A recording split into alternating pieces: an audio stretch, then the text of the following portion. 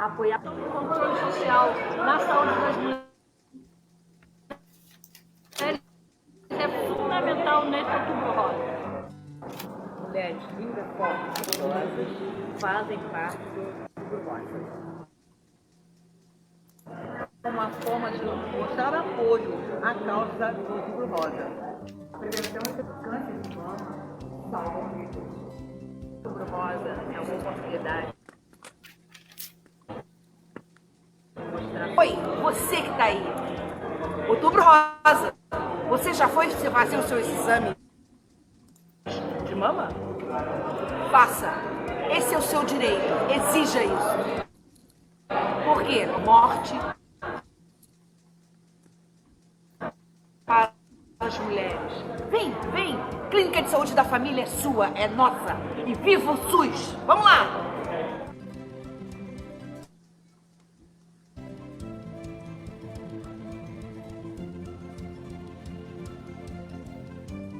E a Regina aí?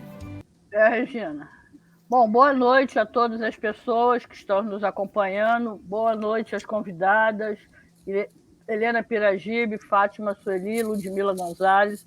É um prazer recebê-las aqui.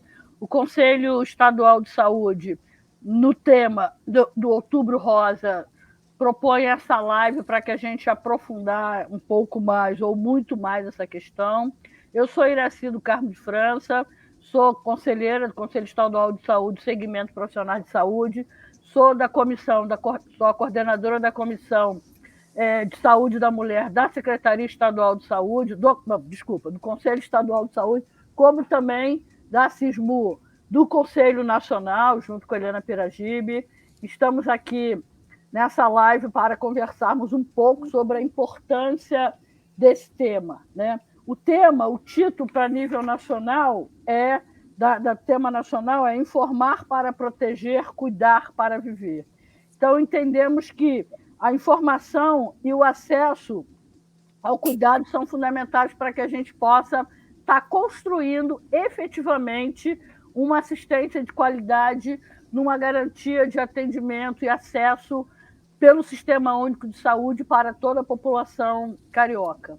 Entendemos, como dissemos no tema da Semana de Enfermagem nossa, que queremos que todas as mulheres, né, apenas outubro não deve ser rosa. As mulheres querem um novo amanhecer todos os dias. Todas as mulheres do Rio de Janeiro, então, queremos nessa caminhada. A estimativa que o INCA dá é de 74 mil casos para o ano 2023 para o Brasil.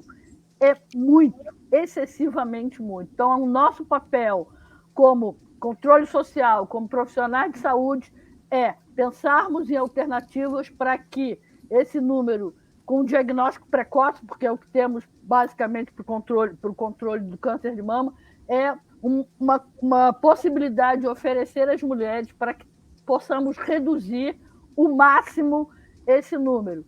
Se nós imaginarmos 74 mil dividido pelo Brasil, pensando que esses indicadores são indicadores que apontam que a região sul e a região sudeste têm o maior número de casos, então temos muito a caminhar, e o Rio de Janeiro aí, com seu pioneirismo, tem uma responsabilidade enorme de oferecer uma qualidade de assistência e um acesso para essas mulheres.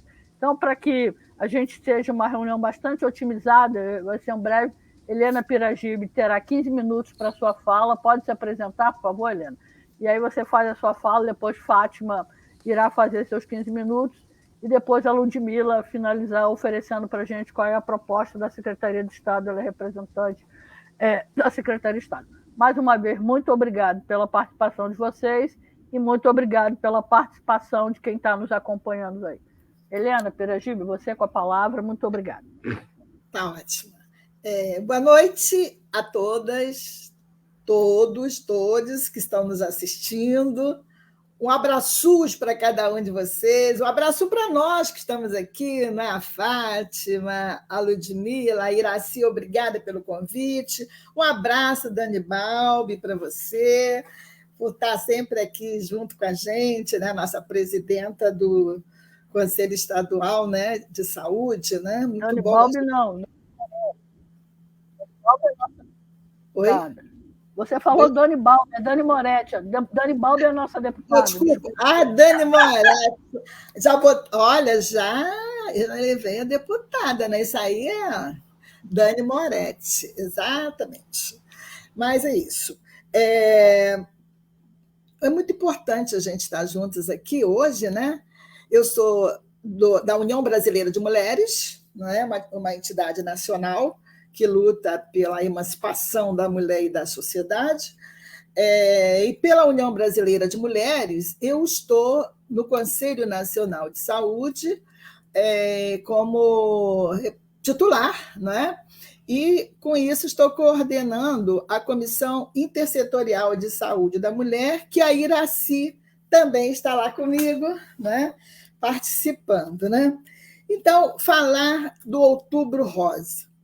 O título é assim: apenas o outubro deve ser rosa? Eu acho que, quando a gente fala isso, a gente tem convicção que todos os dias do ano é rosa. É rosa, porque o rosa tem um significado muito especial, um significado de luta, né?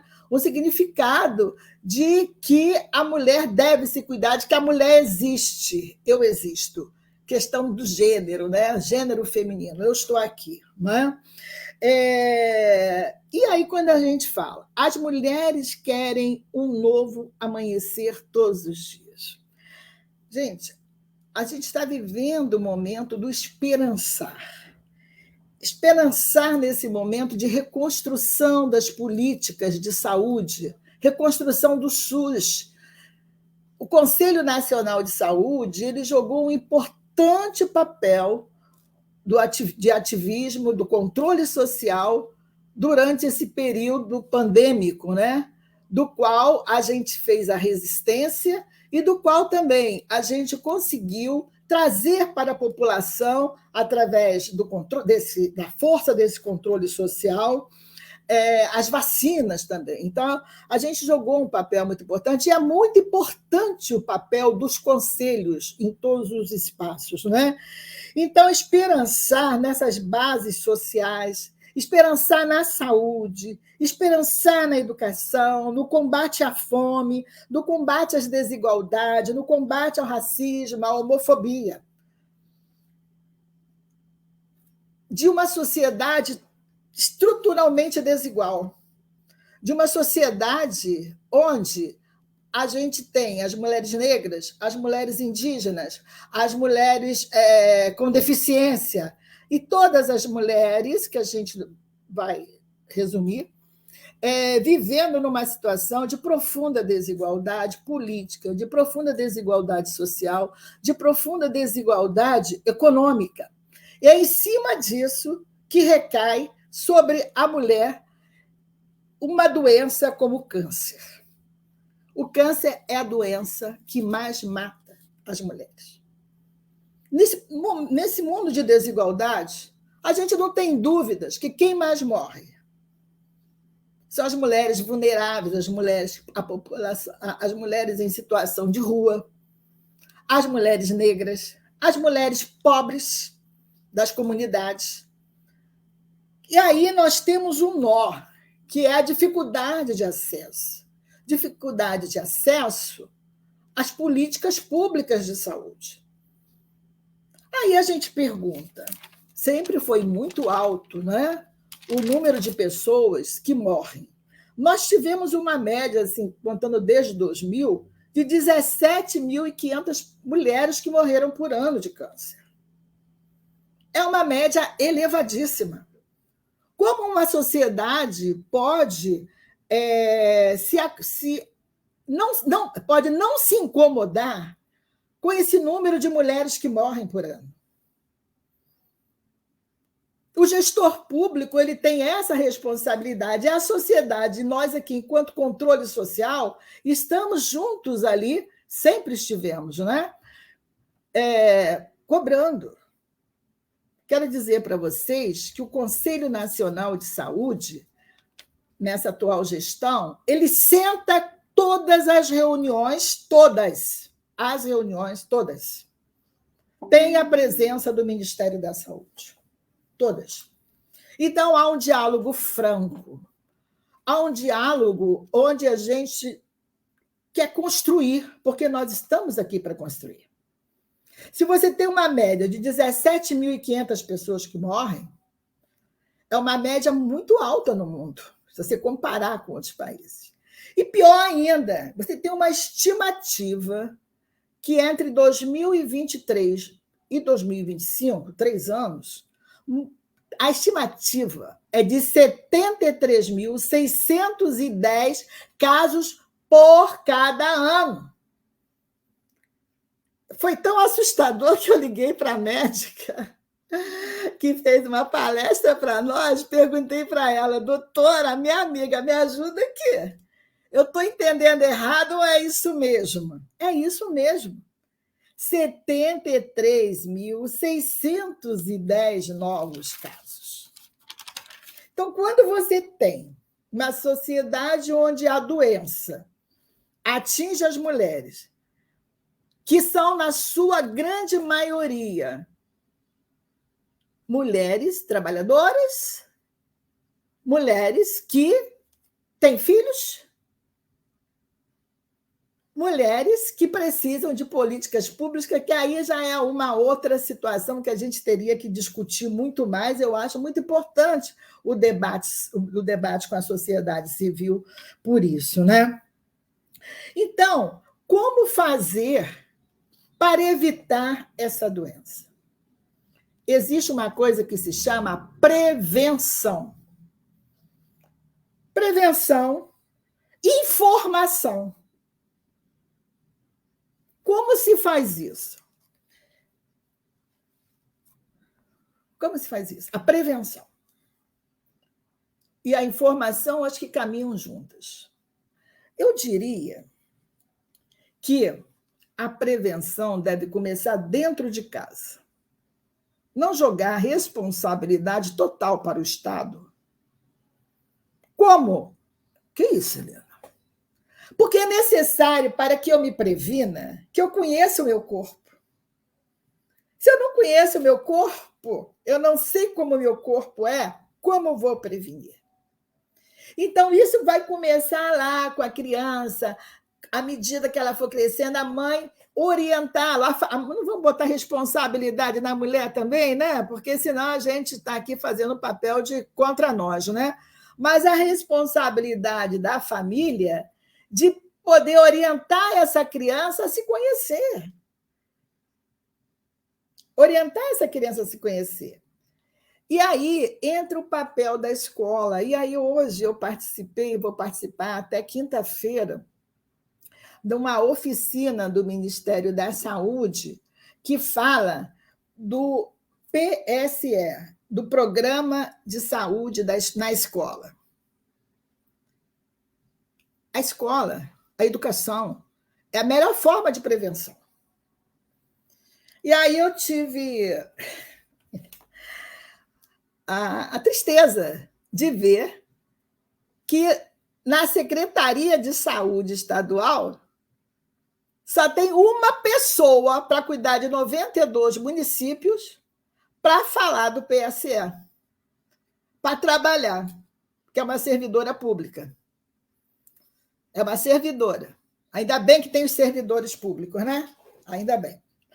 Então, você levar o debate, e aí é preciso a gente falar da necessidade que a gente tem de fazer uma política transversal, intersetorial. A saúde precisa conversar com a educação. A saúde precisa conversar com a assistência social, com o trabalho. A saúde precisa conversar com as diversas outras secretarias. E aí, a escola, ela é o ponto crucial. Se você começa a fazer a informação, da informação ali dentro, na escola, na família, depois na escola, a criança já vai crescer aprendendo a se cuidar. A se cuidar. A gente precisa ressignificar os cuidados, ampliar, tratar de uma forma diferenciada. Por quê? A gente tem o SUS, o maior sistema nacional, o maior sistema mundial. Mas se a gente não dá condições para atender a questão do desfinanciamento, a questão do orçamento público, que a gente sabe desses entraves todos, como que a gente vai trabalhar na base? E assim, a maior 90%, quase 99%, mais de 90%, vamos botar 95%, podemos botar 100%. Porque quem paga o seu plano de saúde, esse 1% que paga um plano de saúde altíssimo, ele precisa do SUS. Ele precisa do SUS. É consciência. Isso chama-se consciência, né? Ele precisa do SUS. Então, investir no SUS é investir na saúde. E como diz aí o nosso presidente, saúde não é despesa, é investimento. Então, o gestor trabalhar com essa questão de investimento na questão da saúde, ressignificando esses cuidados, né? Falando de prevenção, junto que a gente está falando com essa questão também da informação. Existem fatores de riscos que as crianças vão saber na escola. Poderão saber na escola. Que fatores de risco? Tem os próprios ambientes, a gente chama comportamentais e ambientais. Por exemplo, excesso de bebida alcoólica, né? Está além do peso, a obesidade, a falta de exercício, né? A falta de caminhar, não é? Isso é saúde. Caminhar é saúde. Cuidar da saúde é importante, é fundamental, não é? Então, tem a questão também dos históricos reprodutivos e hormonais e também genética familiar. Às vezes a pessoa tem tudo isso e não tem câncer. Tem tudo isso e não tem câncer. E aí a gente fica assim. Outubro Rosa tem que fazer mamografia. Para quê? Vai fazer mamografia? Não é só no Outubro Rosa. Sempre que for necessário. Se você vê os fatores de riscos que você tem e você fizer o trabalho, estiver atenta aos sinais, não é? Quais sejam? Saída de líquido nas mamas, caroços no pescoço e nas axilas, não é? Nódulos fixos, indolor, vermelhidão nos seios, retração com aparência de casca de laranja, isso tudo está lá no manualzinho do SUS, não é? Mudança na posição ou formato do mamilo. Se você é uma pessoa que tem esse autocuidado, que você conhece, porque o desconhecimento é que agrava as situações. A moça... porque o que nós temos hoje, que é obrigatório, é dos 59 anos, deixa eu só aqui ver se eu estou conferindo aqui se está correto, é dos 59 aos 69 anos. Eu ainda não achei, porque é tanta informação que eu coloco, depois eu me perco, né? Então, nessa faixa etária, são as chamadas mamografia de rastreamento, não é? A mamografia de rastreamento é de 50 a 69 anos. Essa que é recomendado, gente, mas é muito antigo, é muito tempo, as meninas jovens estão tendo, tem muita gente jovem, mas está provado, não é? Ali a gente vê pelos índices do Ministério da Saúde, dos locais, né, onde tem esse tratamento de câncer, mesmo nos estados, nos municípios, né, que está provado que a idade crítica entre 50 e 69 anos. Essa chama-se chama-se mamografia de rastreamento. Mamografia de rastreamento. Agora, tem a mamografia diagnóstica. Tudo bem, eu sou uma mulher jovem e detectei esses sintomas aí que eu falei, né? E aí? Aí, minha querida, é buscar rapidamente aonde? A Unidade Básica de Saúde, que é municipal, que é do município. A UBS, né? Atenção primária, ali é o local onde toda mulher passa para dar vacina nos filhos. A mulher que mais frequenta os postos de saúde, gente. As mulheres é que mais cuida da saúde, ela cuida da saúde dela, ela cuida da saúde dos filhos, do marido, do vizinho, das amigas. Ela sempre vai a um posto de saúde, não é verdade? Então, ali, ela vai consultar o médico, fala, doutor, eu estou vendo o caroço aqui, está aumentando, eu estou achando, estou assim, saindo essas características todas que a gente colocou e tal.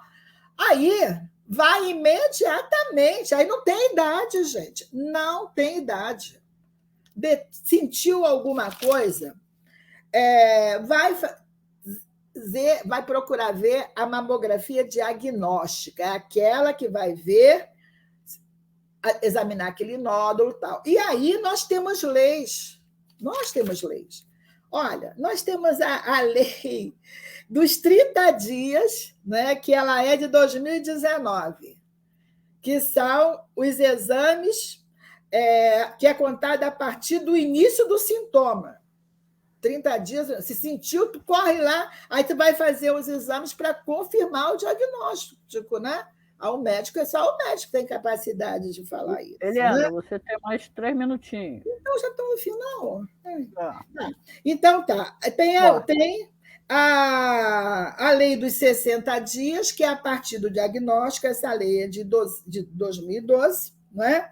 E agora, em 2021, saiu o Estatuto da Pessoa com Câncer, cujo objetivo é promover condições de igualdade no acesso ao tratamento. Então, nós temos todo o arcabouço jurídico para poder a gente tocar nessa questão da saúde da mulher. E assim, finalizando, como conselheira nacional, ativista, né, da União Brasileira de Mulheres, e está ali na CISMU, né, trabalhando com a questão das mulheres, eu vou deixar para vocês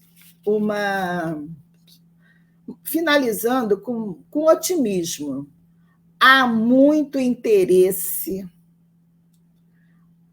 O Ministério da Saúde está se organizando. Hoje você tem uma coordenadoria própria para tratar especificamente do câncer. Então, isso é um avanço muito grande. Aguardemos para os próximos anos que a gente consiga recursos para poder manter a nossa saúde, que se tira o orçamento dos ministérios, se tira o orçamento das secretarias de saúde, municipal ou estadual, como que a gente vai se cuidar, não é? Então, finalizando, prevenir. Diz o meu pai e minha mãezinha que prevenir é melhor que remediar. Então, vamos prevenir, vamos ficar atentas aos sinais e vamos educar as crianças na escola, vamos falar com os jovens sobre a prevenção. Muito obrigada. Um abraço para todo mundo. Viva o SUS! Muito obrigada, Helena. Muito obrigada. Então, Fátima, por favor, mais 15 minutos. Se você pudesse apresentar, também agradeço. Ok, boa noite já, boa noite a quem nos assiste, boa noite a quem vai nos assistir depois, né? Porque vai ficar gravado e é um prazer enorme estar aqui. Agradeço o Conselho Estadual de Saúde pelo convite. O meu nome é Fátima Sueli Neto Ribeiro, eu sou professora da Universidade do Estado do Rio de Janeiro, Eu atuo em alguns departamentos, na graduação, na pós-graduação, enfim, mas sempre ligada à política pública e a câncer relacionado ao trabalho. Esse tema tem que ser repetido e com calma. Trabalho tem relação com câncer. Por incrível que pareça, né, ainda é uma novidade, embora eu tenha trabalhado no Instituto Nacional do Câncer em 2011, e a gente escreveu as diretrizes para a vigilância do câncer relacionado ao trabalho. E lá já estava a importância de se discutir trabalho quando se fala de câncer, a relevância disso, e particularmente por câncer de mama. Então, é um prazer estar aqui, ouvir a Helena, que já fez uma discussão importante, né, dos fatores causadores, da necessidade da educação, e a minha pegada vai ser mais pelo direito. Né? A educação é fundamental, mas nós temos direitos e que precisam estar presentes no nosso dia a dia, e que também se ensina na escola. Realmente, o tema é muito interessante. Não é apenas outubro que precisa ser rosa. O trabalho precisa ser rosa. O trabalho precisa ser promotor de saúde e não só minimizador das doenças. Né? Por que a gente fala disso? Eu vou voltar às estatísticas que a Helena e a Iraci já colocaram, né? Porque 73 mil, eu arredondei para 74 mil casos novos de câncer por ano de mama. É muita coisa. É muita coisa. No Rio de Janeiro, são 10.290 casos novos por ano. Não tem rede que dê conta disso. Não tem rede que abrange, que consiga resolver isso a curto prazo, mas precisa se preparar para isso. E, naturalmente, a gente que trabalha com política pública, a gente trabalha com prevenção, e é por aí que a gente também precisa fazer esse diálogo. Bom, esqueci de me apresentar também, eu coordeno um grupo de ensino e pesquisa em epidemiologia do câncer, que é um grupo que tem sede na UERJ, mas que articula a universidade e serviços de saúde do Brasil, da Venezuela, da Colômbia e da Argentina. Então, nossa discussão é a partir desse espaço de academia, de serviço, de movimento social, discutir câncer e sua relação com o trabalho. Pois bem, diante dessa estatística, né, o que a gente tem de muito importante quando a gente pensa em 10.290 casos novos no Rio de Janeiro? É o segundo câncer mais incidente. O primeiro é câncer no melanoma, aquelas manchinhas que, na verdade, não evoluem para malignidade, que você vai no dermatologista e tira. São esses que você rapidamente evolui, reduz, tirando esses que é muito maior. É o primeiro caso. É o primeiro tipo de câncer mais importante no Brasil. E os fatores, né, de prevenção, né, ou os fatores associados ao risco, que a Helena já colocou, e a gente sempre fala de álcool, tabaco, a questão do uso de anticoncepcional, a não ter tido filho, etc, etc, etc. Se vocês perceberem, toda a discussão que tem nas campanhas param aí e jogam para medidas de diagnóstico precoce, que a Iraci já sinalizou. Vá fazer a mamografia. Primeira questão, transfere para a mulher a responsabilidade dela se organizar, dela buscar e dela arranjar tempo, vaga e acesso ao serviço de saúde para fazer a mamografia. Bom, isso aí a gente está começando já a fazer o diagnóstico, a fazer a discussão com o direito. Então, o diagnóstico precoce, a gente não está falando de mamografia como prevenção. É fundamental, mas é porque a gente sabe fazer hoje. São tantos fatores envolvidos no câncer que não está sendo muito claro o câncer de mama em um ou dois fatores, como alguns outros têm. Câncer de pulmão é muito mais fácil discutir isso, mas câncer de mama tem muitos fatores envolvidos, porque a gente tem, além dos fatores ambientais, dietéticos, tá? Não podemos esquecer de algumas substâncias químicas que eu vou falar daqui a pouco no bisfenil A. A gente não pode esquecer que a mulher tem relações próprias, específicas, inclusive psicológicas. A gente tem subjetividades muito típicas. Então, é uma singularidade. E, naturalmente, Helena já sinalizou nas vulnerabilidades, isso aí é um problema definitivo para todos os agravos, todas as doenças. Pois bem, se a gente está trabalhando com medidas de diagnóstico precoce, e se a questão da prevenção das campanhas só fala nisso, existe um assunto, uma coisa que todos nós fazemos todos os dias, e muitas vezes, uma grande parte do dia, que não está sendo falado, que é o trabalho. Será que o trabalho não tem nenhuma relação com câncer, particularmente com câncer de mama? E é isso que já está publicado nas diretrizes lá do Instituto Nacional do Câncer, que eu coordenei a publicação. Os estudos mostram isso abundantemente, que sim, tem relação entre trabalho e câncer de mama. E essa relação é tão forte que os estudos bem recentes da Finlândia, são estudos de 2021, mostram que até 40% dos casos de câncer de mama podem ter relação com o trabalho. 40%. Estou falando de 4.000 casos novos no Rio de Janeiro, de 29.000 casos novos no Brasil. Ou seja, se a gente atuar na exposição ocupacional, a gente pode interromper esses casos. Não vamos zerar, claro que não, porque é multifatorial, mas a gente pode interferir na questão do trabalho. E onde é que estão esses fatores ocupacionais que estão associados, fortemente associados com câncer de mama? E aí vão vir um primeiro, para surpresas de muitos, e é o que eu primeiro gosto de falar, trabalho noturno. Esse corpo humano foi preparado para viver e trabalhar de dia.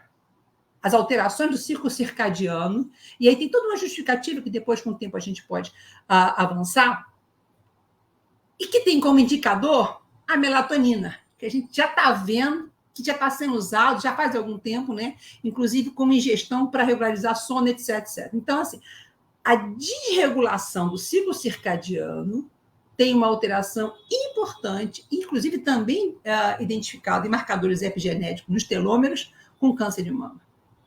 Estão pensando nos profissionais de saúde? Eu estou. E que a gente não pode abrir mão deles. E que a gente tem uma organização de trabalho por isso. Agora, estou pensando também em muitas empresas que dobram o turno, que fazem trabalho dia e noite. Eu estou pensando em motoristas rodoviários, de rodoviários, né?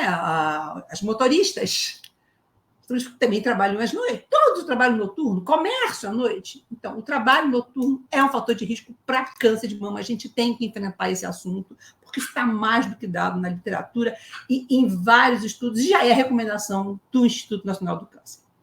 A exposição a agrotóxico, particularmente os organoclorados. O organoclorado tem um tropismo por células gordurosas. E ele vai lá diretamente na mulher e se fixa na mama. A exposição a solventes, particularmente o benzeno. Benzeno, gasolina? Benzeno, gasolina. É muito preocupante a gente ver a quantidade de mulheres. Bom, então, do agrotóxico eu não vou nem falar, porque a gente sabe o absurdo que é o trabalho rural e o uso desmedido que a gente tem de agrotóxico nesse país, né? É o primeiro consumidor mundial de agrotóxico. Agora, o trabalho com solventes. Posto de gasolina é um espaço de trabalho muito sério, muito grave, muito importante para a questão da mulher. Porque o solvente também está associado com câncer de mama. E eu não estou falando aqui que a mulher não tem que trabalhar. Eu estou falando que esses trabalhos são danosos à saúde da mulher. E do homem ainda não é, porque a gente não estudou o suficiente. Então, o trabalho ele está gerando doença. E ele não é discutido em momento nenhum das campanhas de Ministério da Saúde ou de qualquer outro órgão bem intencionado, que alguns até apoiam esse negócio de Outubro Rosa, bota lá a fitinha rosa, mas está entrando, botando a pessoa para trabalhar à noite, mas está botando a pessoa com exposição ao solvente. Então, assim, se a gente vai falar de prevenção seriamente, vamos falar de um espaço de trabalho que não gere adoecimento, particularmente o câncer de mama. Primeiro caso de câncer no Brasil. Então, isso é prevenção. Isso é uma relação que a gente precisa estar explicitando para todo mundo. Que trabalho noturno por alteração do ciclo circadiano, repetindo, a exposição a agrotóxico, a absorção, ingestão, enfim, absorção dérmica, e a exposição a solvente são fatores que estão associados ao câncer de mama, muito reconhecido, não tem nenhuma novidade aqui, tá, gente? Estou falando de literatura de muito tempo. E desses estudos da Finlândia, que estão mostrando que 40% dos casos de câncer de mama, nesses ambientes, podem estar associados ao trabalho. Então, a gente precisa trabalhar nesse fator de risco, isso é uma questão de direito. E não para aí. Outubro Rosa tem que continuar sendo rosa, porque, como direito, a gente também tem que ter o direito de não ir trabalhar quando agendar a mamografia. E aí você chega na unidade de saúde e, por algum motivo, aquele dia não pode ser atendido. Então, talvez, né, tem que ter um outro projeto de lei lá para dizer, olha, eu tenho o direito de faltar aquele dia, eu vou até a unidade me dá uma declaração, olha, algum problema, não pode ser atendido, volto para o trabalho e vou remarcar, eu preciso faltar outro dia para fazer mamografia. Eu trabalho há muito tempo com vigilância em ambiente de trabalho, muitos anos, mais de 20 anos. Nunca vi nenhuma empresa que facultasse isso para o trabalhador, para a trabalhadora. Você pode faltar. A gente vai dar um jeito aqui de se organizar para que você falte e volte, porque foi exercer o seu direito de fazer a mamografia. Então, na educação, que a Helena sugere, tem que ter também o direito. E a gente tem que começar a exigir também que as empresas façam isso. Ou então, a gente está culpando a mulher porque ela não fez a mamografia dela. Isso é uma crueldade.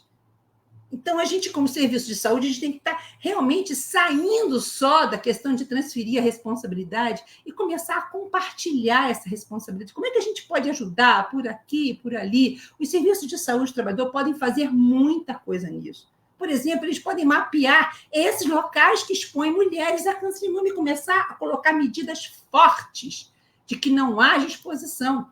A gente pode começar a proibir usar agrotóxico nesse país.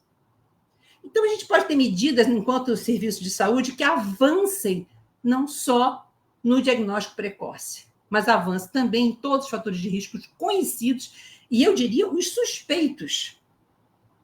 De novo, repetindo a singularidade da mulher nos seus aspectos bio, psico, sócio-espiritual para esse tema.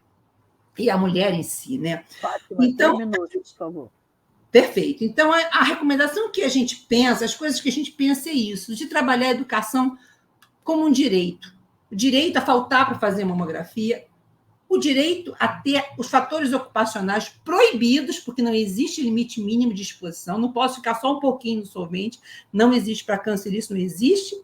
Mapear os locais que fazem essa exposição, intervir nesses locais e vou deixar como última informação o bisfenol A, o bisfenol A, que é uma questão muito importante que está no nosso ambiente, no dia a dia, que é o nosso Tupperware, que são os plásticos e as resinas de epóxi que a gente não raro aquece no micro-ondas, que está muito popular, é muito fácil de adquirir, muito barato, e que transfere também para a nossa ingestão o bisfenol A, que está com associação muito forte ao câncer de mama. Então, nesses rápidos minutos, a gente tem que falar dos fatores dietéticos, a gente tem que falar dos fatores ocupacionais e do direito a poder atender uma recomendação do Ministério da Saúde, que, eu repito, tem que fazer a mamografia, sim, mas também tem que atuar nos ambientes ocupacionais, reduzindo a exposição e, oxalá, proibindo os plásticos que não têm controle com bisfenol A, para a gente não ter isso no comércio e, de novo, voltar a afetar as pessoas mais vulneráveis. Bom, eu estou na UERJ, fico à disposição para conversas agora e para conversas futuras. Gratidão. Muito obrigada, excelente explanação, nos alertar sempre, para além, como foi dito, da importância da mamografia, para além da mamografia, de atitudes de promoção e prevenção de situações de risco, né? E a questão do plástico é sempre um alerta importante. Ludmila, muito obrigada mais uma vez pela sua participação aqui. Então, você tem 15 minutos. Por favor, se apresente. E aí eu vou dar sinalização para você. Muito obrigada aí mais uma vez. Eu que agradeço, Iracy. Eu que agradeço a oportunidade. Boa noite a todos. Meu nome é Ludmila, eu trabalho na Secretaria Estadual de Saúde. Trabalho na equipe que trabalha a rede de oncologia, né? Hoje eu vim trazer um pouquinho para vocês, em nome da Secretaria de Estado, a rede de atenção especializada em oncologia, né? Eu tinha preparado até um slidezinho para apresentar, mas eu tive um problema técnico aqui com o computador, e aí pelo celular eu não vou conseguir apresentar para vocês, mas eu acho que a gente consegue entender um pouquinho como funciona. Hoje a organização da rede de oncologia no estado do Rio de Janeiro, ela está organizada de forma geral, ela não é organizada por neoplasia. Nós trabalhamos ela por região de saúde, onde cada município tem um serviço de referência para cada tipo de tratamento do câncer, né? As referências são divididas entre cirurgia oncológica, quimioterapia, radioterapia, braquiterapia, cabeça e pescoço, pediatria e hematologia, né? Oncohematologia. Hoje, no Rio de Janeiro, no estado do Rio de Janeiro, nós enfrentamos uma situação bem difícil, né? Essa situação não é uma situação de agora, mas ela vem se apresentando assim há algum tempo. É uma situação que nos demonstra hoje no cenário, a gente enxerga um déficit de aproximadamente 12, 14 unidades especializadas em oncologia no estado. Unidades habilitadas, né, e que ofertam o serviço ao SUS. Esse número a gente tira das portarias que nos dão as diretrizes para os serviços de oncologia, né, para a gestão e os serviços de oncologia. Então, nesse cenário, onde a gente tem esse déficit grande de 12 a 14 unidades dentro do estado do Rio de Janeiro, a gente trabalha com um desafio muito grande. Nós temos um desafio muito grande que diante desse cenário, trabalhar para garantir o acesso da população que hoje apresenta qualquer tipo de neoplasia, né, entre elas o câncer de mama. Nós precisamos garantir o acesso dessa população ao tratamento, né? A gente consegue fazer isso hoje 100%? Não, estaria mentindo se dissesse que sim. Nós estamos trabalhando hoje em dia com duas frentes, na verdade com várias frentes, né? Mas com duas frentes mais significativas para tentar, de forma mais rápida, a curto prazo, porque temos outras frentes a médio e longo prazo, mas a curto prazo, garantir o máximo que nós conseguimos de tratamento à população SUS dependente. A primeira frente é o cofinanciamento das unidades habilitadas em oncologia, né? Hoje, o estado inteiro, nós temos as unidades habilitadas em alta complexidade em oncologia, que nós chamamos de UNACOM, e elas trabalham hoje com recurso federal, com teto de média e alta complexidade, que, por conta dessa crescente que nós falamos, que a Fátima, que nós sabemos, e que a Fátima falou aí muito bem, nós temos uma crescente de casos novos, de perspectiva de casos novos de câncer, e por conta dessa crescente, nós não conseguimos fazer com que o recurso programado seja suficiente para as unidades que nós temos. Então, para que essa unidade não pare o atendimento no limite do recurso financeiro, né, nós garantimos a essas unidades habilitadas a diferença do que ultrapassar, né? Se ela tem um recurso X, tudo que é ultrapassar desse X, o Estado compõe com recurso estadual. Isso é uma frente para que o pouco que temos, né, o pouco não seria a palavra, mas o não suficiente de serviço que temos, possa trabalhar o máximo da capacidade dele, e não o máximo da capacidade financeira. A segunda frente é a busca de novos serviços para que sejam habilitados. Nós precisamos habilitar novos serviços, e temos sérias dificuldades, porque não são serviços simples, né? Não são consultas, são serviços complexos que precisam ser estruturados, bem estruturados, que passam pelo crivo do Ministério da Saúde para a sua habilitação, que são financiados pela tabela, né, com base na tabela SIGTAP, que é a tabela SUS, e nós fazemos uma busca desses serviços pelo Estado.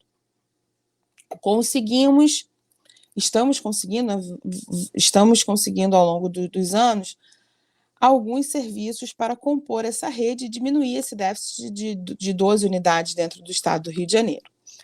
Então, o primeiro passo é fazer essa buscativa, digamos assim, de serviço.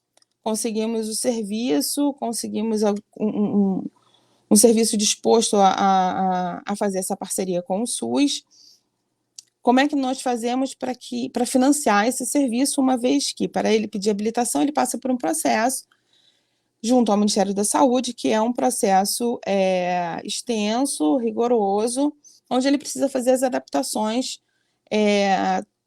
a todas as exigências que temos nas diretrizes.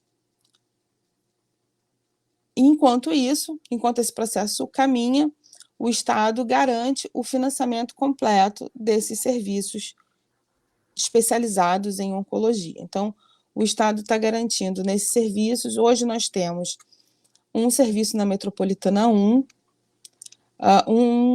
2 serviços na Metropolitana 2,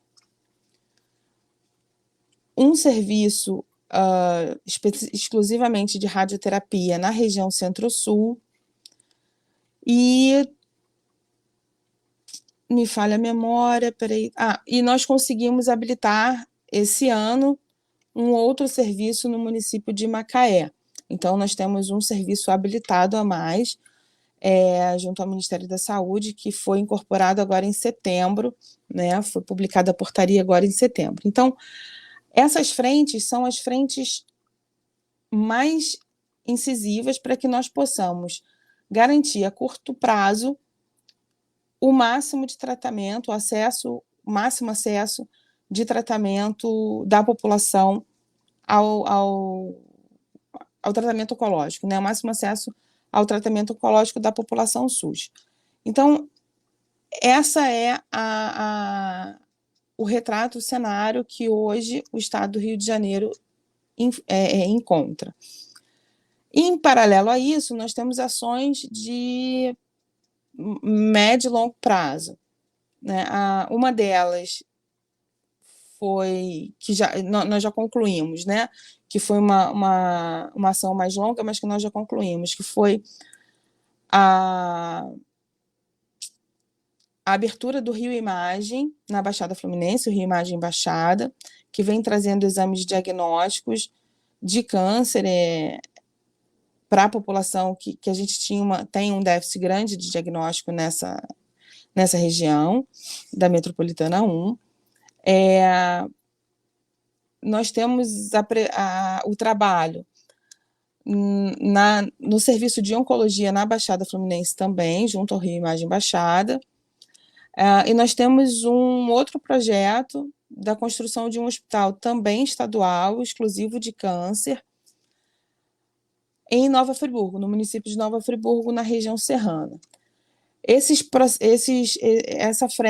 frentes não são tão rápidas, a gente não consegue colocar em prática de forma muito rápida, são construções de hospitais e de unidades, mas que vêm sendo trabalhadas junto a todas as equipes da Secretaria de Estado que trabalham com oncologia.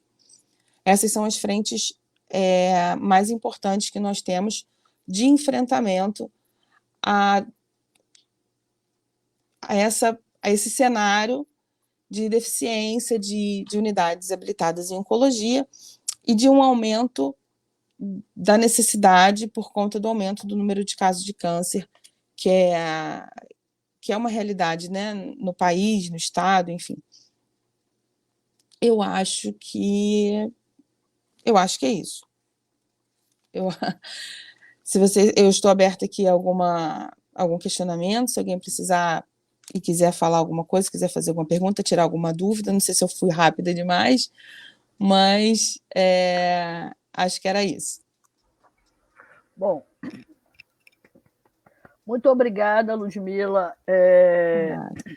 A gente se dá conta, né, quando você faz a sua apresentação, o quanto ainda temos que caminhar dentro e fazendo uma analogia, o quanto que tem casos, com a estimativa de casos a chegar e quanto que nós temos ainda que caminhar para construir uma rede na possibilidade de atender o que já tem uma demanda. Que a rede que você apresenta seriam para todos os tipos de câncer, né? Eu sempre trago uma certa agonia, eu fui gestora e sempre dizia que o nosso maior desafio é oferecer à população estratégias para que se atendam à necessidade dele. E cada vez mais no controle social eu percebo quanto que a gente ainda está muito aquém da necessidade, né? O quanto temos um sistema único de saúde, município, estado, né? Federal tem aí um grande desafio do quanto temos que garantir um mínimo de cobertura. Não é um mínimo, a cobertura necessária para todas as situações de saúde que a população demanda. E cada vez temos situações de saúde mais complexas. Vídeo Covid aí, que nos trouxe um desafio enorme e que retardou, já identificado por vários trabalhos, que retardou o atendimento a outras situações. A oncologia foi uma das situações, né, situações oncológicas, melhor dizendo, foi uma das situações que gerou aí uma demanda e um estresse enorme. Eu participei semana passada na LERJ, na comissão da comissão que é para cobrar das estruturas do executivo legislações que já foram aprovadas em relação a cuidados paliativos, que tem um atravessamento da oncologia importante, mas eu, como trabalhei em pediatria, das crianças também, né? Porque hoje a gente tem crianças que têm sobrevida, mas não têm qualidade de vida se não tiver um suporte do cuidado paliativo. Então, quanto que temos ainda para construir nessa caminhada aí de um fortalecimento efetivo, de uma oferta efetiva do SUS? Então, acho assim importantíssimo.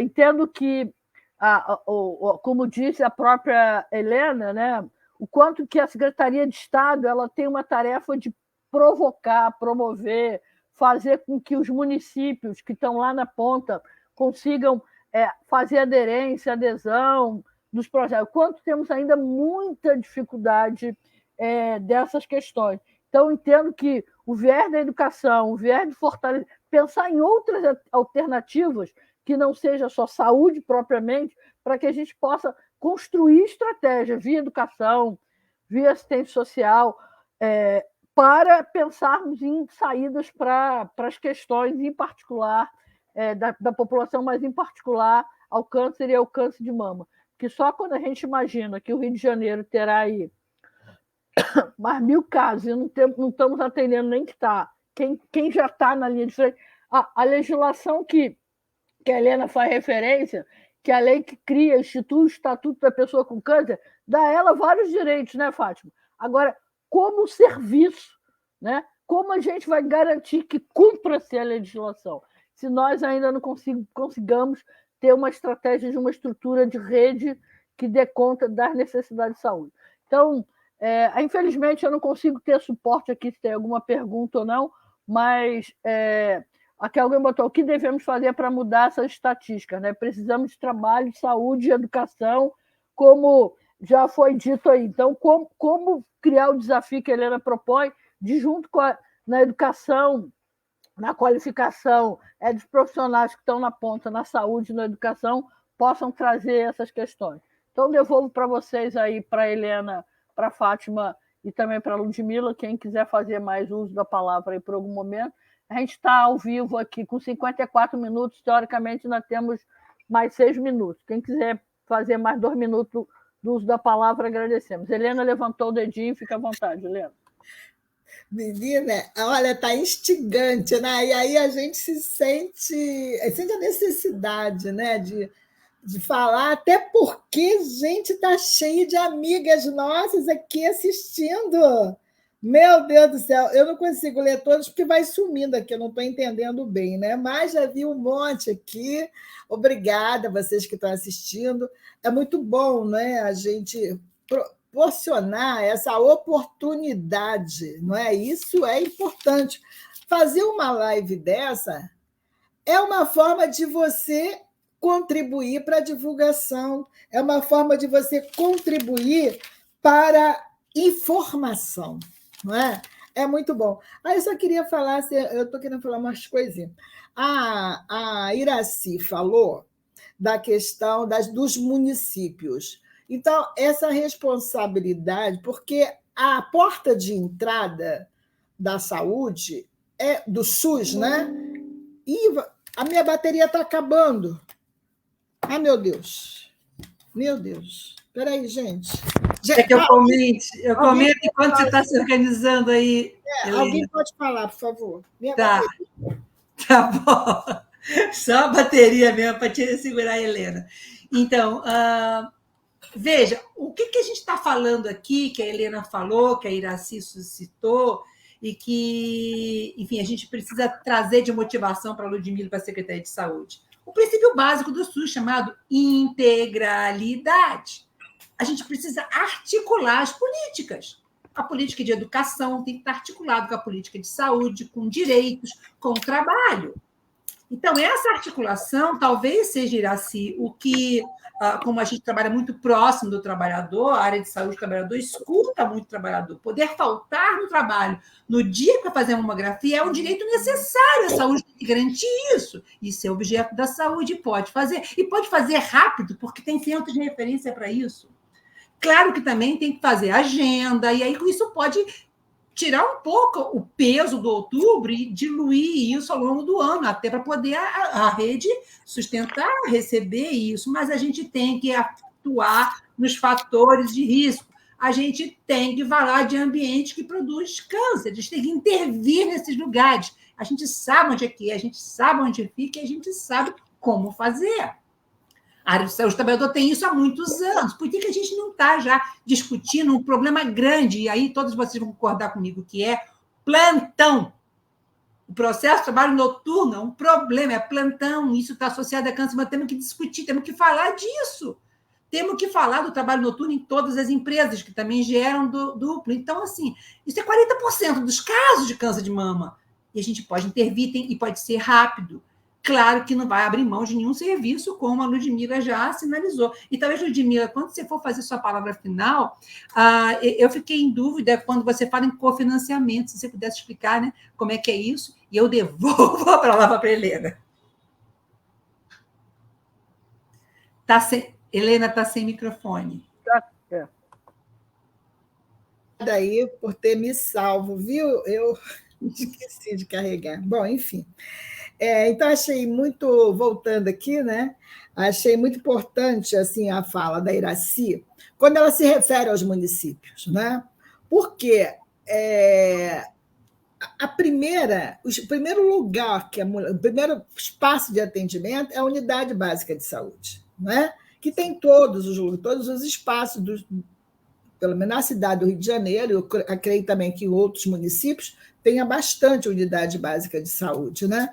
Então, essa relação, fortalecer essa relação entre estados e municípios, cobrando dos municípios, né? Eu sei que não é fácil, a gente que já foi gestora sabe disso, que não é fácil, mas trabalhar junto, que os municípios tenham essa consciência. E assim, quando você fala, Fátima, da questão do trabalho, isso aí realmente eu quero até depois me aprofundar sobre esse debate, né? Eu vou pegar aqui algumas escritas, alguns textos, mas o que acontece? A mulher, tudo é nas costas da mulher. Tudo é nas costas da mulher. A mulher tem que fazer, a mulher tem que levar, a mulher tem que ir, a mulher tá lá. Chega de tanta culpa, né? Mas cuidar dela é essencial. Ela cuida de todo mundo, haja vista nós, cuida de todo mundo, só não cuida da gente, não é? Bom, então, o que acontece? Ela é trabalhadora, ela é trabalhadora. Como ela vai cuidar da sua saúde, se ela trabalha, e se a unidade de saúde fecha às 17 horas, 18 horas, não sei exatamente o horário de cada cidade, não sei como. Então, se fecha em horário que ela ainda está trabalhando, quantas vezes ela vai ter que faltar, ainda que tenha lei que dá um dia, tem lei que dá um dia, né? Para a mulher faltar, para fazer os exames. Então, um dia não dá. Ela tem outros exames para ser feito, não é isso? Então, aí são os municípios que têm que fazer, né? Esse é um trabalho que a gente tem que discutir com os municípios. Ampliar o horário de atendimento, ou botar no sábado, onde tenha. Vai vacinar os filhos no sábado. Sábado tem vacinação. Vai ter um médico lá para poder fazer os exames, tal. Tudo que oferece uma unidade básica de saúde, né? Então, eu acho isso muito importante. Aí eu deixo aqui, que eu acho importante a gente falar, sobre o fortalecimento do PSE, do Programa de Saúde na Escola, sabe? Porque esse programa estava parado, ficou parado aí há alguns anos, não é? Está retomando agora, e até o orçamento é muito pouco, porque a gente sabe que houve problemas no orçamento, né? Mas esse programa de saúde, ele vai levar você. Eu lembro que alguns anos atrás tinha o Zé Gotinha, tinha teatro de saúde nas escolas, né? É esse programa que está voltando. Você precisa conversar com as crianças, você precisa conversar com os jovens, não é? Sobre a sua saúde. Não é ter medo, não, tirar esses fantasmas que tem aí, que é outro problema também que a mulher enfrenta, é o medo de ser positiva de câncer. Precisa desconstruir esses medos, porque se descoberto a tempo e tratado, tem solução. Agora, o problema que nós temos, e isso o Ministério da Saúde tem profundo conhecimento, é essa questão da desigualdade. Das mulheres que têm plano de saúde, tudo bem, são poucas que têm, e as que não têm, não é? Então, a mortalidade é maior. Então, há um trabalho hoje desenvolvido para que a gente reduza esse tempo, para que a gente faça tudo muito mais rápido, dentro dos prazos legais. A gente vai chegar a isso daqui mais um tempo, vamos, não é? Vamos acompanhando as etapas, né? E acho a questão da qualificação, que a Iracy falou, a qualificação do profissional. Porque o profissional tem que estar qualificado para a diversidade das ações da saúde, e uma delas do câncer, fazer aquele acolhimento, fazer o encaminhamento rápido, né? Se você também pegar um profissional que desconhece essa cadeia, ainda mais que hoje nós não temos um funcionário público, a maioria são terceirizados, né? E isso é bom se falar que a terceirização ela não tem o comprometimento que tem um concurso público, né? Então, a gente pode ter aí, nesse momento, situações muito mais graves. Então, a formação, a capacitação, porque cada dia que é um funcionário, passa 6 meses e muda, daqui a 6 meses outros. Os municípios, né, a gente vê trabalhando exatamente dessa forma, né? Então, isso aprofunda os problemas aí e aumenta o número de casos, né? E a gente tem que trabalhar no sentido de que vamos diminuir isso. E, para isso, eu quero parabenizar, eu estou preocupada já de acabar o tempo, que eu falo demais, parabenizar a iniciativa. Acho que essas iniciativas têm que ser replicadas, acho que essas iniciativas precisam estar bombando nas redes sociais, sabe? Cartazes, isso, como se fala, só o outubro, apenas o outubro deve ser rosa? Não, todos os dias do ano são rosa. Então, fazer sempre um cartazinho, um rios, alguma coisa. Eu não sei esses nomes técnicos, né, gente? Mas eu só sei fazer algumas coisas. Mas colocar lá para as pessoas terem acesso. Porque ali, de tanto colocar, as pessoas acabam simpatizando com a ideia de se cuidar, né? E de exigir também. Nós queremos um SUS forte, um SUS para todas, né? Aí, como disse a nossa professora, a gente luta pela equidade também. E equidade é tratar os desiguais de forma desigual, senão não é? Então, a gente vai dar oportunidade aos desiguais de se igualarem, não é? Então, isso é fundamental nesses princípios do SUS, os 3 fundamentais: a universalidade, a equidade, que nós precisamos chegar, e a integralidade. Elas são fundamentais. Não é? É um sistema integral, que vê o ser como integral. Não é como antigamente, que só quem tinha carteira assinada, né, que podia utilizar os serviços públicos. Né? Isso na década de 70, até a gente chegar à Constituição, né? 88, quando a gente deu aí, nasceu o Sistema Único de Saúde. Né? Posso me despedir já, que eu acho que já vai acabar. Ó, Helena, o Daniel está dizendo aqui, a live está crescendo, podem continuar, não sei qual então vou deixar...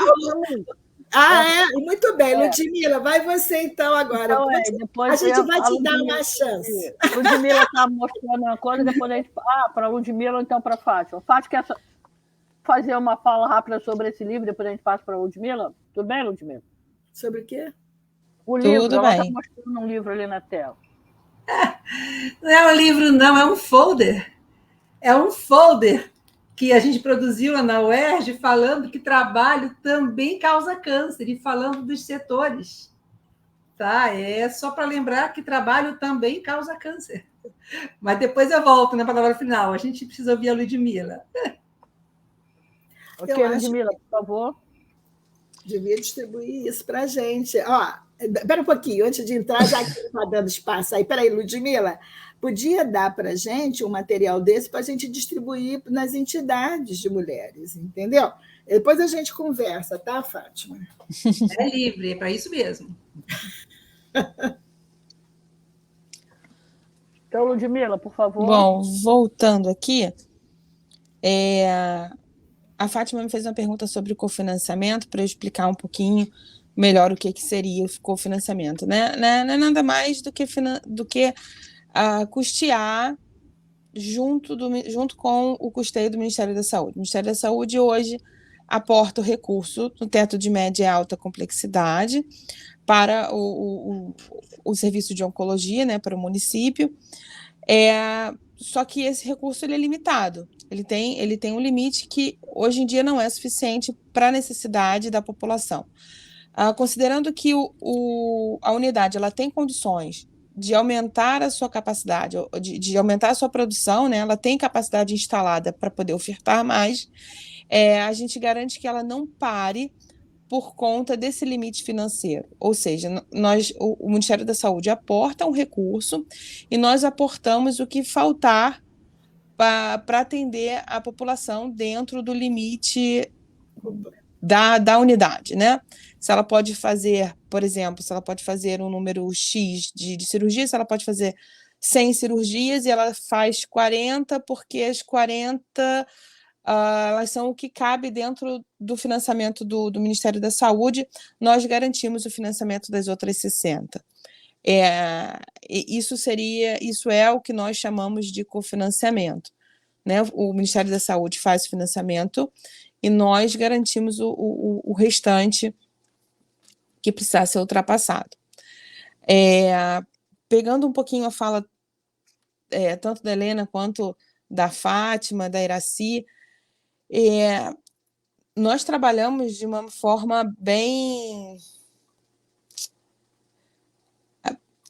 inquietante, né? Porque nós trabalhamos brincando, como se diz por aí, a gente trabalha muito correndo atrás do rabo, né? A coisa vai crescendo e a gente vai tentando suprir uma necessidade.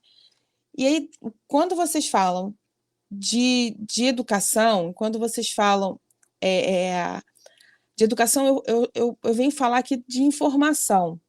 Eu acho que a única coisa que consegue desacelerar esse trem desgovernado é a informação, né?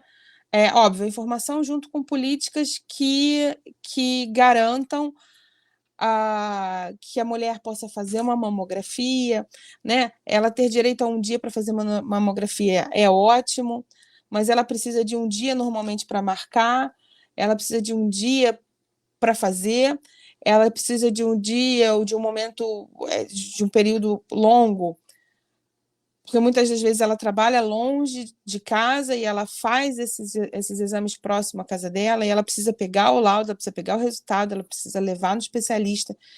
Enfim, é muito bom, é um passo, mas nós temos que entender que é um processo que não é suficiente, não é um dia que garante, e aí acho que nem com o melhor dos planos de saúde, não é um dia que garante que a pessoa vai conseguir, que a mulher vai conseguir cuidar da sua saúde, fazer os exames e fazer o que for preciso. Então, acho que a informação, junto com a mudança das políticas, é essencial para que a gente desacelere um pouquinho esse trem, que a gente finalmente consiga alcançar o nosso objetivo, que é proporcionar para a população o necessário para o tratamento, né? E enquanto eu não desacelerar, como a Fátima fala, né?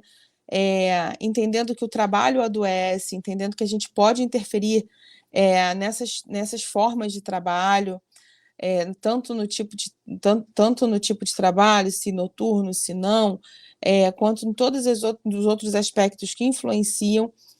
Enquanto a gente não convencer, né, de fato, que todos esses fatores têm uma interferência enorme na atual ascendente da expectativa de casos novos, nós nunca, com todos os esforços que nós vamos fazer, nós não vamos alcançar o nosso objetivo final. Né? Porque acaba ficando... sem fim, né? Ela vai crescendo exponencialmente. A necessidade crescendo exponencialmente, nós não conseguimos alcançar a oferta necessária. Né? Então, assim, eu acho que precisamos unir esforços em todas as esferas, né? Tanto na Secretaria de Estado, quanto nos municípios, governo federal, conselho. Nós precisamos unir esforços para informar de forma mais clara e efetiva e provocar políticas que façam com que essa informação possa ser aplicada e utilizada da melhor forma para resultar numa desaceleração, pelo menos, dessa crescente, né, de novos casos de câncer. Acho que é isso, Fátima. Eu não sei se eu te respondi, se eu conseguia ser clara com você, mas eu acho que é isso. A gente precisa unir esforços, orientar, informar, educar, para disponibilizar para a população aquilo que o SUS se propõe a fazer. É isso, eu passo a palavra aí para alguém que queira complementar. Iraci quer comentar? Não, pode falar, Fátima, pode falar. Tá, não, esse diálogo é muito interessante, né? Sim, obrigada pela resposta, Ludmila. Eu estava morrendo de medo que você falasse de público-privado. Eu estava apavorada que a resposta... Não. Não, ok. Então, o recurso que o Estado tem que aplicar na saúde, né, que também está previsto na legislação, é que vocês estão falando que ele vai subsidiar. Isso é maravilhoso, isso mostra uma prioridade mesmo, né, que a gente precisa ter. Agora, eu comungo contigo a questão da informação e eu quero chegar nela, porque já existe informação, gente. Alguém aqui não sabe que ficar no sol dá câncer de pele? Todo mundo sabe. Agora, a questão é, quando é que eu posso marcar o dermatologista? Onde é que ele está? Como é que eu não fico no sol? Se eu sou gari, se eu trabalho no sol, se eu sou guarda. O que eu estou querendo colocar qualificar a informação, que eu concordo contigo, Ludmila, que tem que ser informação dos meus direitos. Porque a informação que a gente recebe nas campanhas de câncer são informações de culpa. É você que não bota o protetor, é você que não vai fazer a sua mamografia. E se eu fizer a mamografia... Gente, está mais do que explicado. Dejude explica o medo que a gente tem de ter o diagnóstico de adoecimento. Claro, todo mundo tem. Então, por que eu vou enfrentar? Né? Meu pai falava bem disso, eu não vou ao médico, não, ele vai me arranjar uma doença, não quero. Eu vou deixar, vou postergando. É bem um aspecto masculino da nossa cultura isso, e está correto, ele não pode faltar, gente. Ele não pode ser demitido, ele tem que suprir a família. Trabalho é fundamental para a nossa sobrevivência e ter cada vez mais escassos ou de pior qualidade. Então, assim, a informação ela tem que ser no sentido de orientar, informar, educar e dizer, ó, é dia tal, hora tal, você pode ir lá que vai estar te esperando. Você pode ir lá porque vai ter alguém ali, a tua área de cobertura é essa. Ah, não dá tempo porque eu moro longe. É outra discussão do SUS. Será que, a partir do espaço de trabalho que as pessoas têm centralidade, a gente não teria que rediscutir a cobertura da unidade básica de saúde? Porque é só onde ela mora? Imagina quem mora em São Gonçalo, trabalha no Rio, e estamos falando de 1 milhão de pessoas, será que ela precisa voltar para São Gonçalo, né? Para ser atendida lá, vai ter que faltar o dia inteiro e talvez mais dias, mas se ela também pudesse ter cobertura, se a área de cobertura pudesse ser rediscutida, né? Se esse território também pudesse ser rediscutido a partir do trabalho, eu estou sendo chata com o trabalho, né, gente? Não só porque eu trabalho com isso, mas porque o trabalho ele é central na nossa vida. E o SUS precisa rediscutir isso, como também precisa rediscutir o seu limite. É o SUS que tem que sentar com o meio ambiente e com a Secretaria de Educação, gente. A Secretaria de Saúde tem que fazer isso. Sabe, não tem nenhum poder mágico, assim. O SUS tem que entender que a integralidade é isso, é eu sentar fazer políticas parceiras. Mas aí o SUS norteia, olha, a educação, eu sugiro que nessa reforma aí vocês também discutam direitos à saúde, direitos à prevenção, direito a... E aí começa a desmistificar, né, o que a Helena coloca, porque câncer ainda é um mito que a mídia colocou que mata.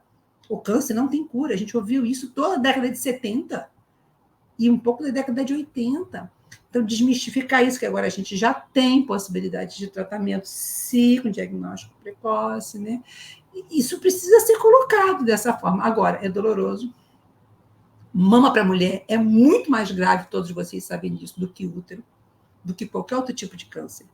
Mexe com fatores internos muito fortes.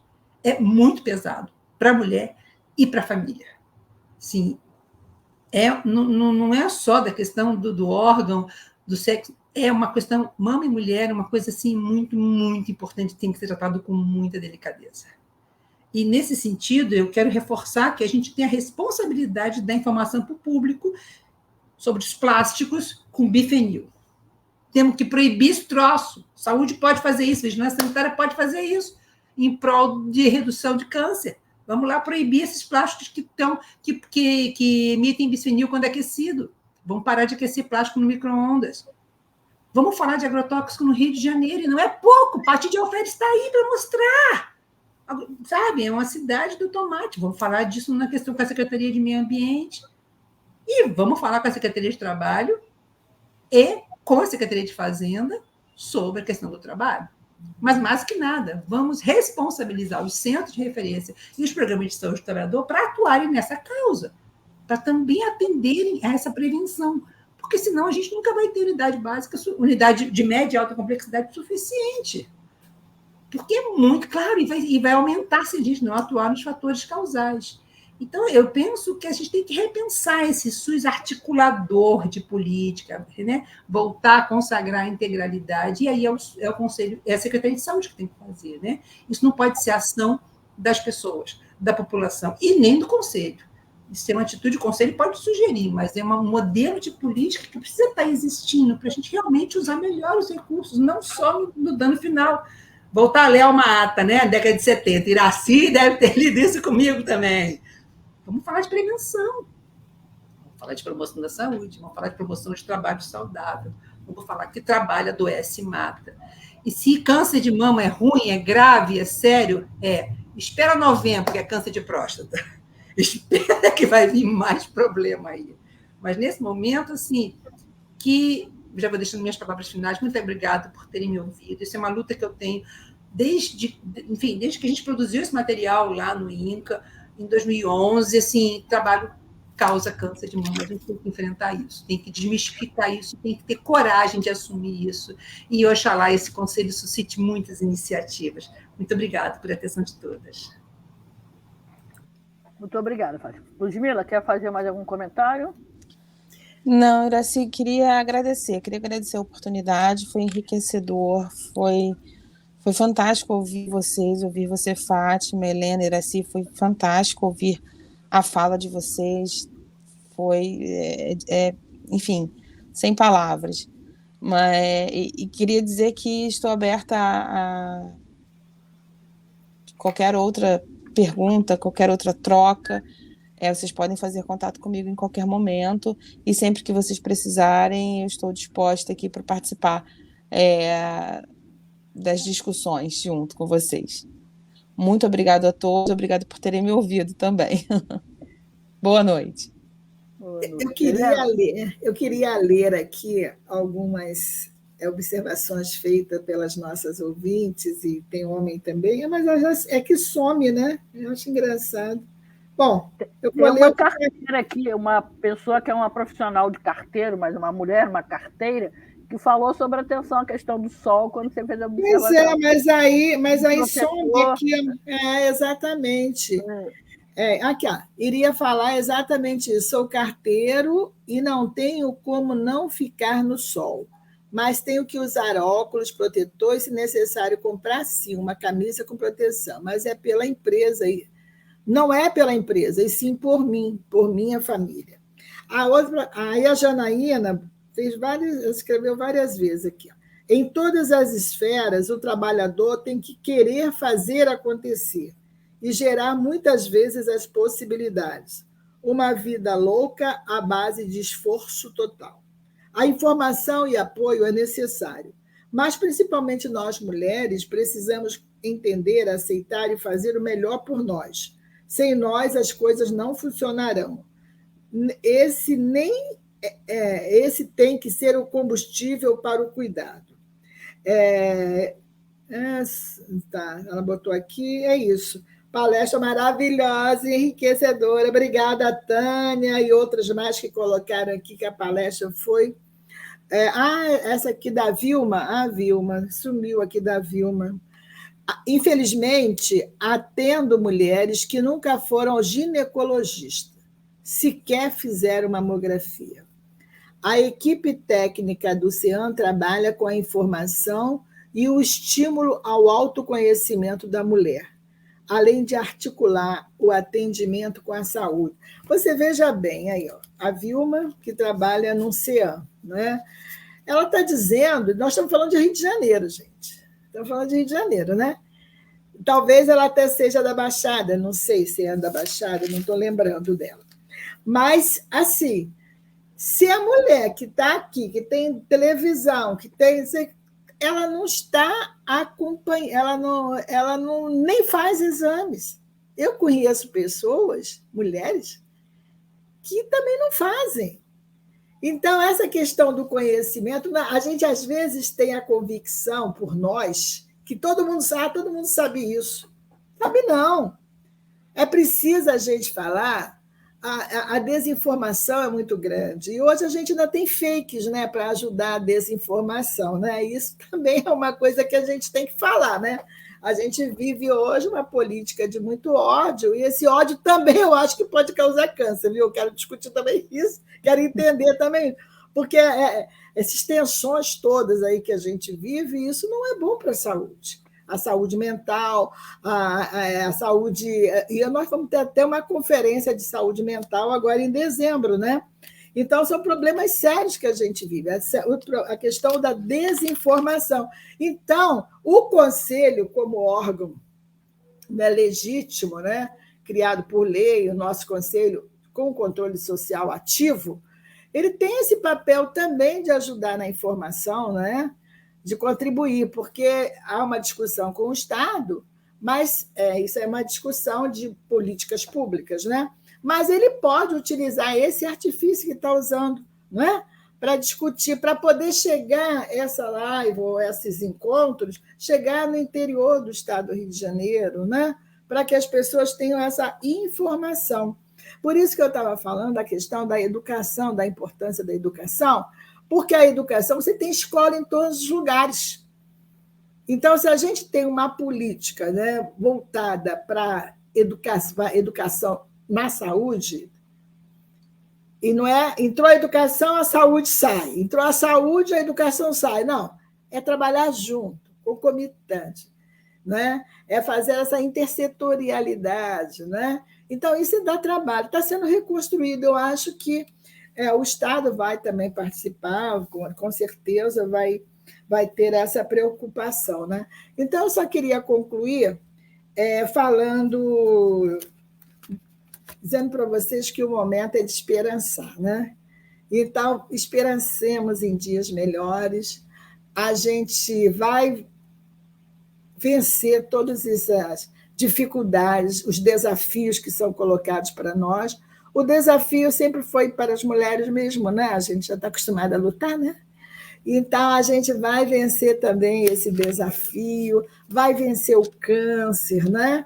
A gente vai conseguir, aos poucos, sabe, chegar aos patamares mínimos, porque o câncer tem cura. Quando 17% dos cânceres descobertos a tempo, claro que tem aquele câncer agressivo, aquele ali é fulminante, né? Mas, em geral, tem câncer que fica até... A pessoa está com o nódulo ali que nunca nem vai acontecer nada, né? Mas a pessoa descobriu e verificou que há aqueles fatores está nos fatores de risco, e ela também está com aqueles sinais, então isso tem que ser imediato, né? Para poder salvar a vida, né? Salvando uma vida, a gente está salvando a vida de uma família, dos filhos, dos pais, e etc. Né? Quer dizer, a questão é, para encerrar, eu acho assim, a gente esperançar, que eu estou dizendo, é acreditar que o mundo vai mudar e que a gente vai viver, espalhar o amor, né? Porque o ódio destrói a nossa saúde também, né? Então, vamos espalhar o amor, vamos acreditar que amanhã vai ser outro dia, já é outro dia, e a gente aqui está esperançando com todas vocês e ressignificando nossas vidas. Obrigada pela oportunidade, Iraci. Obrigada, Dani Moratti. Muito obrigada. Obrigada, Fátima. 1h27, então queria assim, realmente agradecer a todas as pessoas que participaram, ao Daniel em particular, que está aí na Infra da Tecnologia de Garantia. Entendemos que o Conselho, junto com a Secretaria, né, o SES e a SES, Conselho Estadual e a Secretaria, tem muito ainda que caminhar. É brilhante a sua observação sobre a questão da saúde do trabalho, então, certamente... vou estar propondo lá no Conselho para a gente convidar e fazer alguns temas que a gente pode levar para a Secretaria para discutir junto com as áreas técnicas, que temos muito que caminhar e construir para uma melhor qualidade do serviço público, entender que o serviço público é fundamental para a garantia, né, seja de qualquer ter da educação, da saúde, da segurança, é o serviço público, é o trabalhador, é o servidor público que garante... não falo que só sozinho, mas ele é um fundamental no sustento de garantir um serviço de qualidade para a sociedade, para o público. Muito obrigada a todos que participaram. Acabei de ver aqui a entrada de Mariana Pontini, que é uma enfermeira que trabalhou comigo.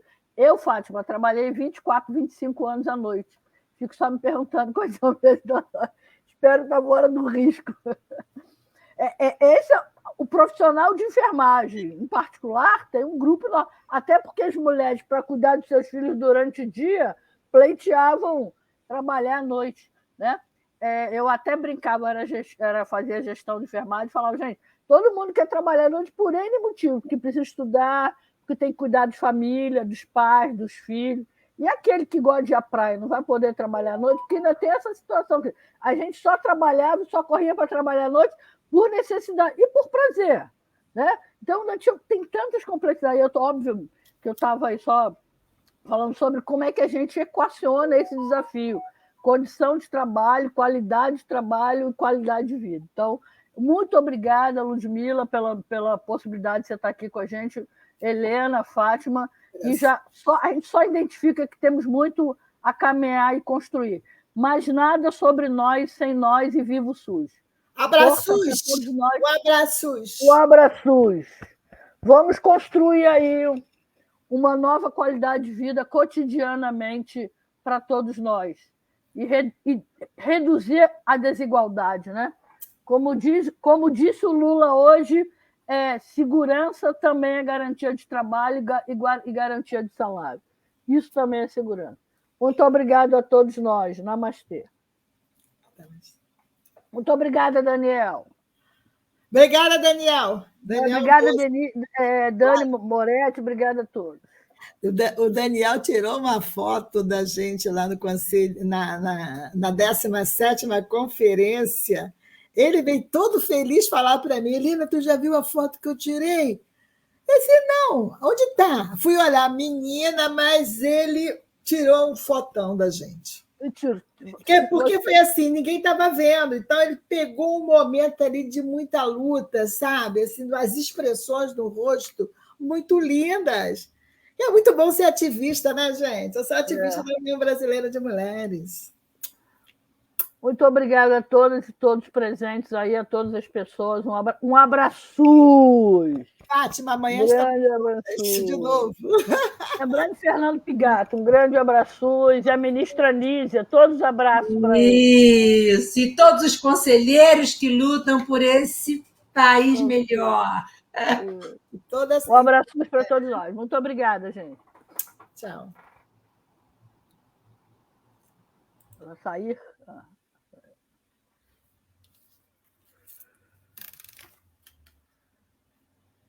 Daniel, você ia passar o vídeo no final? Fiquei em dúvida.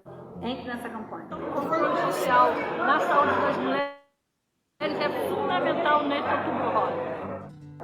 Mulheres lindas, fortes e corajosas fazem parte do Outubro Rosa. É uma forma de mostrar apoio à causa do Outubro Rosa. Outubro Rosa.